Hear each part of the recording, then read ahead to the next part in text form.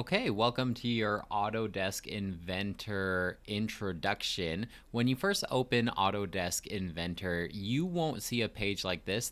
These are all the files that I previously worked on. Yours will most likely be blank because you've never used Autodesk Inventor before. So how Autodesk Inventor works is you basically make parts and then you assemble those parts together into an assembly. For this first practice, we will just be making a cube that is 5 inches by 5 inches by 5 inches. So we're just going to make a part and call it good there. So to make a new part, if you go up here in the top left, you'll see a little paper with the corner folded over. If you click on the arrow right next to it, you'll get a drop down and there will be a couple different options to create a new assembly, drawing, part, or presentation. We're going to be making a new part, so go ahead and click on that.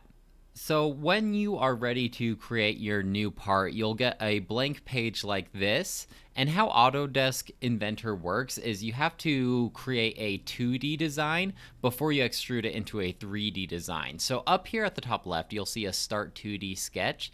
If it says Start 3D Sketch, you can click on this drop down and there will be an option to change it. But in this case, we will be making a 2D sketch.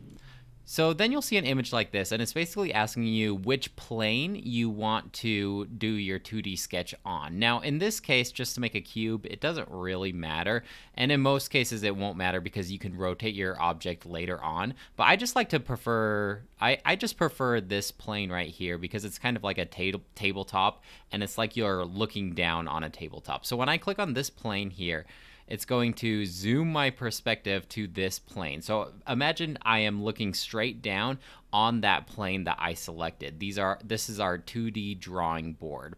So we're just making a quick square here, and then we'll extrude it into a cube. So up here at the top, you have a couple different options on your toolbar here, your tool set. I'm going to click on rectangle and left click, and move my mouse over and left click again. And we now have our square.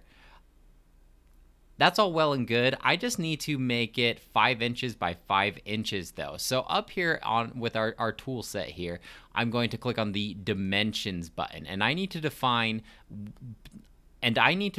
two of these edges to be 5 inches. Because it's parallel, I don't need to define every single edge, just 2 of them. So in this case, let's do the top, and you'll get a little option right here and a little indicator. You'll see a number and 2 arrows. These arrows and these numbers aren't actually a part of your object. It's just a representation to show you how long that edge is. So in this case right now, my square is 0.963 inches long. And I just like to move it up a little bit away from the edge so I can actually see it.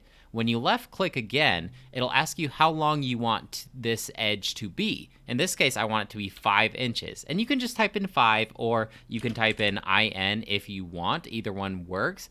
By default, it will be imperial, so it will automatically assume that you want your dimensions in inches. So we'll write 5 inches, and you can either press the green check mark or the enter button, both work. And you'll notice that our square has disappeared, and that's because the camera perspective is so zoomed in that we are actually looking inside our square right now, because we just made our square a lot bigger than what the camera was covering. So over here on the right hand side, you'll see a paper with a magnifying glass. If you just click on that, it'll zoom out our perspective to cover all the objects in our 2D drawing. So now we just need to define this edge, and we already have the dimensions button toggled. We just click on this edge, move it over a little bit so we can see it, and type in 5. Now we'll just zoom out, and we have created our square. If you're following along, tune into the next video to see how to create a 3D object and how to manipulate the camera.